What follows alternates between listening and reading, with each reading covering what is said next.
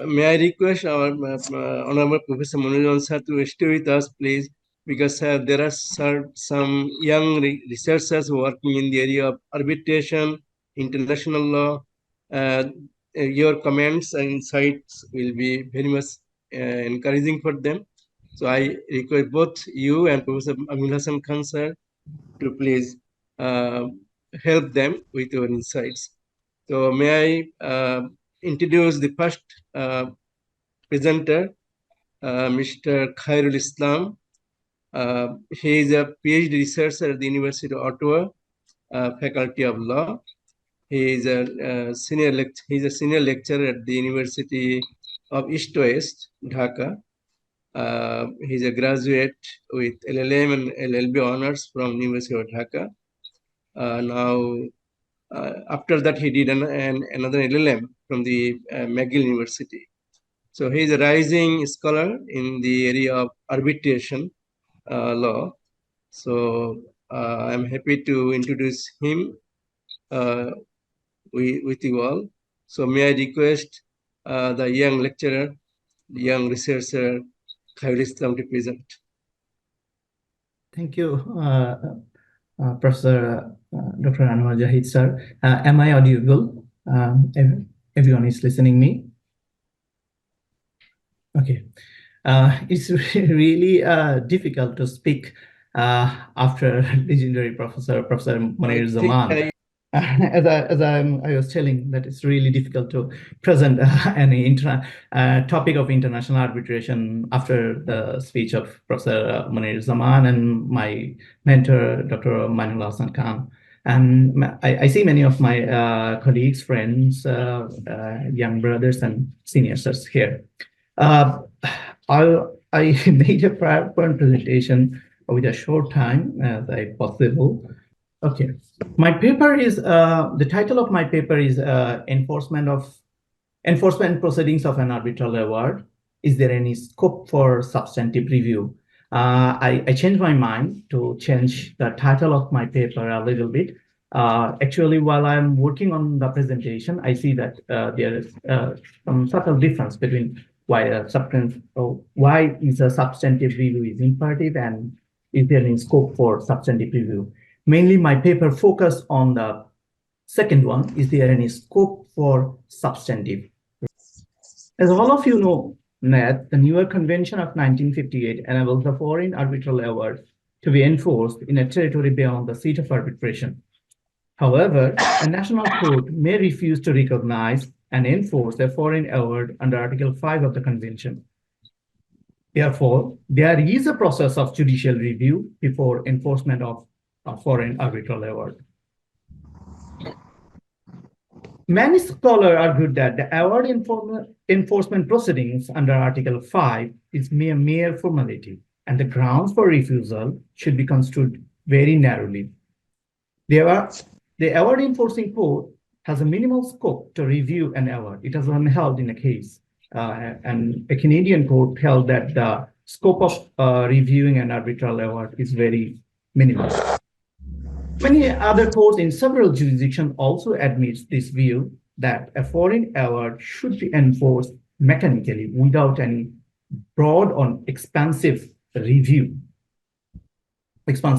review. So the key thesis of my paper is whether an award enforcing court can review a foreign award extensively or not.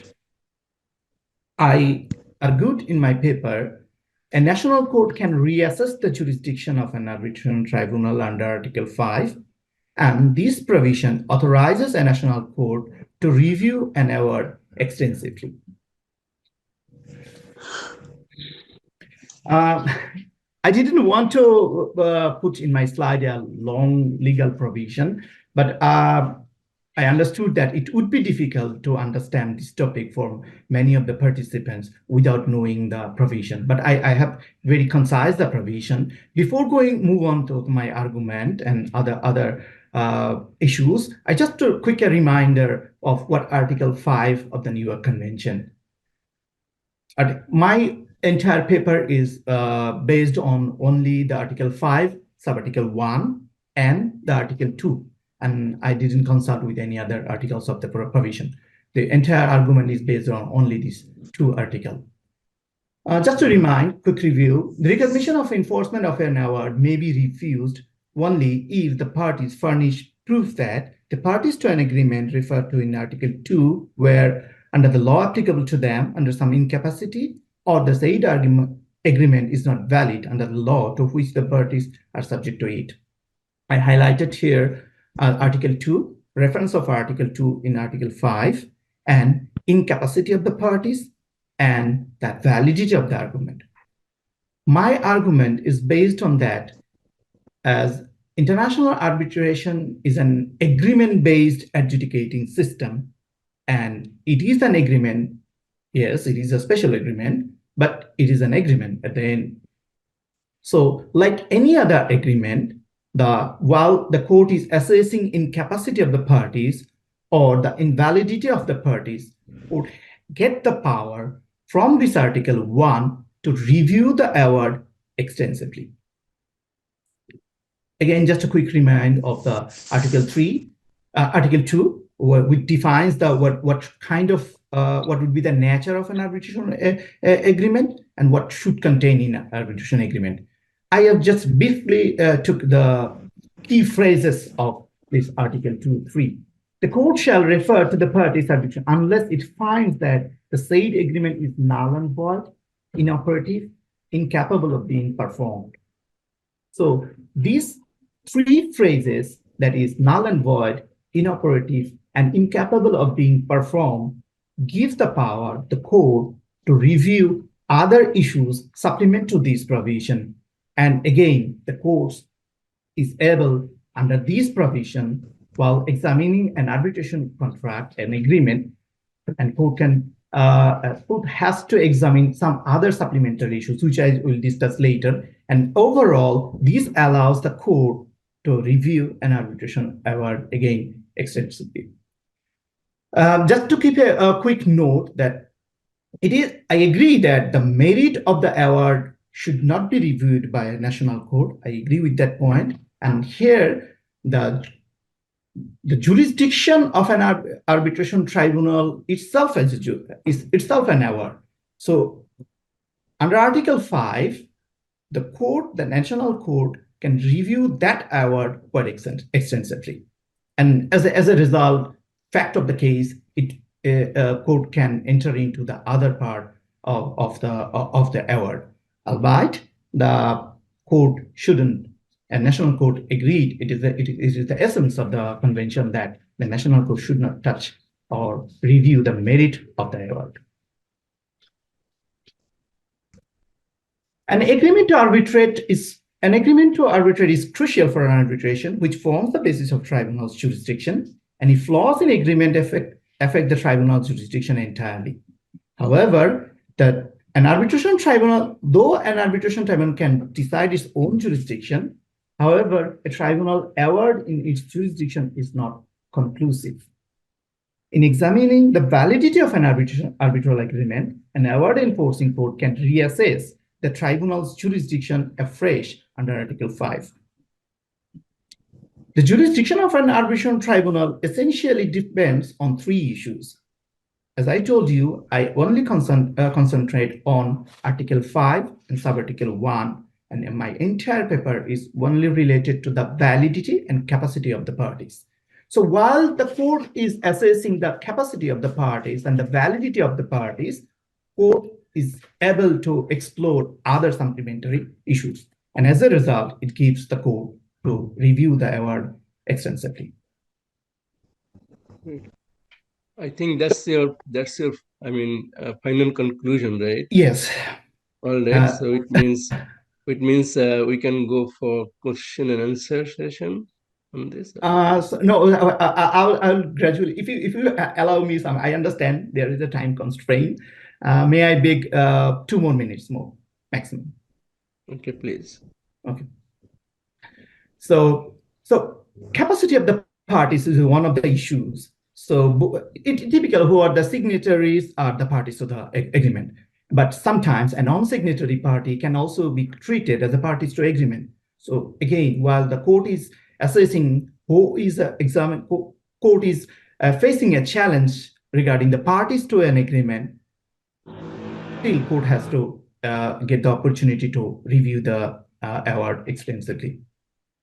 Capacity of the parties are different types, and the court can explore all of these things. I'm going pretty fast, because I beg only 2 minutes. And capacity of the parties to the agreement is usually the complexity arises for the legal personality rather than the natural person. Natural person is signatories and bind by the contract, but the problem usually arises while the legal personality becomes a parties to an arbitration contract. Lack of capacity to enter into an arbitration contract, in many instances, the court refused to enforce an arbitral award. I just put in one simple example. The District Court of Moscow refused to enforce an award on the ground of the party's incapacity, since the award was made in the name of non-existing company. In another case, and this is held in US, an award refused to enforce due to the incapacity of the government agency to enter into contract. So validity of a contract allows the court as well to go for an extensive review of the award, since there are lots of facts are involved regarding the validity of the contract. I'd like to summarize a little bit and go for my final slide about the finding. My argument is based on the contractual theories, typical contractual law theories, international an arbitral agreement is a contract. So the consent, free consent, and other rules which is typically applicable for any agreement is equally applicable for an arbitration agreement. That's why, and while any agreement, an agreement-based case, when a court is allowed to review the case extensively, as well as in this case, court is also getting power to review the award extensively. I'll go to my findings, that the convention not only enforces an award, but also an arbitration agreement. The problem mainly arises because of the explicit and specific reference of Article 2 in Article 5. That creates gives the more power to a national court while reviewing an arbitration, a foreign arbitral award. An explicit reference to Article 2 in Article 5.1a provides a wide scope to review an award substantially. It has changed the pro-arbitration nature of the convention. Thus, a national court is merely obliged to enforce a foreign award mechanically. Is not merely obliged to enforce a foreign award mechanically. Rather, it has jurisdiction to review an arbitral tribunal's. It has jurisdiction to review an arbitral tribunal's arbitral tribunal's power extensively. In my writing, in my paper, I have referred writings of my professor, Dr. Mainullah Hassan Khan, and Professor Manir Zaman. So I'm really in debt to them while I'm writing these papers. And that's all quite of my part. If anyone have any question regarding this paper, I'll be happy to answer. Yeah, thank you so much, Khairul Islam, for a wonderful presentation, very thoughtful. It's an what is called brave step to open up new areas of arbitration enforcement. Let's see what our experts say. We have two experts here, namely Professor Manoj Zaman and Professor Mainullah Hassan Khan. May I hear from you, sir, please? If I may, perhaps it's an exploratory question. Yes, certainly the New York Convention, by the name, recognition and enforcement of foreign arbitral awards. But this 1958 document also includes another important aspect, that is agreements, arbitration agreement. You see, recognition and enforcement of an arbitration agreement, but that name doesn't appear in the title of the convention. But anyway, now to both these aspects, that is investment agreement, arbitration agreement and arbitral award, right? public policy is a common issue in both cases, and an agreement could be nullified on the basis of public policy grounds, and also an arbitral award may not be enforced, on the ground of public policy. That's, quite clearly said in Article 5 of the New York Convention, that is recognition on enforcement and enforcement of arbitral awards. Now, okay, and that's a big question. Put to, what do you mean by public policy? Just if you can explain in just a couple of sentences, what do you mean by public policy and which way you want to blow your winds? National public policy, international public policy, or transnational public policy? I mean, there are denotations and connotations of each, right? And also there are different regimes. For example, the French arbitration regime, the court systems will not bother for any national public policy or even not international, being part of national public policy. They would be respecting transnational public policy in the, sort of very restricted sense. Public policy, not willy-nilly, whatever a government at any given time would assume to be public policy, they will not be running after it, because French arbitration is well established and well recognized and popular, right? International parties are flocking in. Paris and other sort of places in France, as the venue of arbitration. Now, I don't know, the answer could be a lot. It would be a dozen of PhD theses on its own. But briefly, you're right. Just what is your standpoint? Yes, the several national court responded regarding the public policies, the different, as you have already described, that the French court usually reflect. What I try to say, just put you in a frame. Yeah. Not just, throw you into the Pacific Ocean, right? Just put you in the frame. So which way will you go? National way, international way, or transnational way, whatever? Right now, I would say transnational. If you say yes, this one, then the next question will, come. Why? So be prepared. Yes, sir. The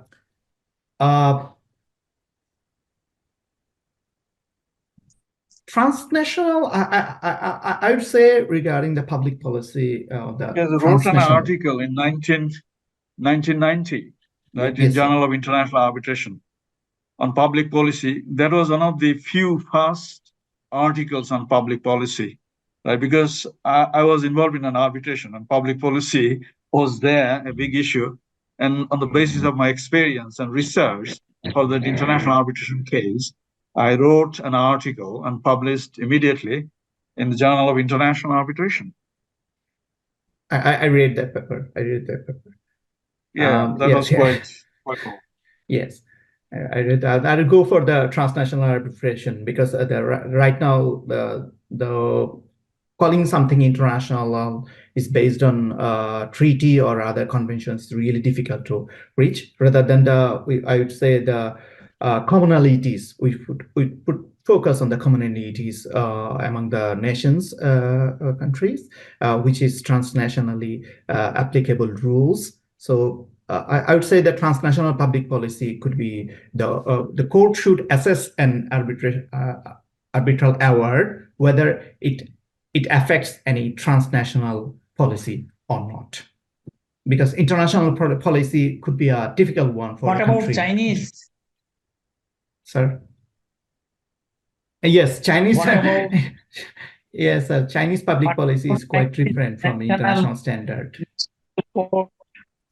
A role in this regard, though they start with 8, but their advancement also cannot be trivialized on the one hand, but on the other hand, the uniqueness of Chinese National Court seems to be a very interesting area for you to go for. I know very, very little about that, and I wish you success. Thanks. Thank you, sir. And I am really proud of you that you are going I expect all of your blessings as I am continuing my my PhD program here. So I expect all of your blessings on me. Thank you so much. Thank you, sir. Thank you so much.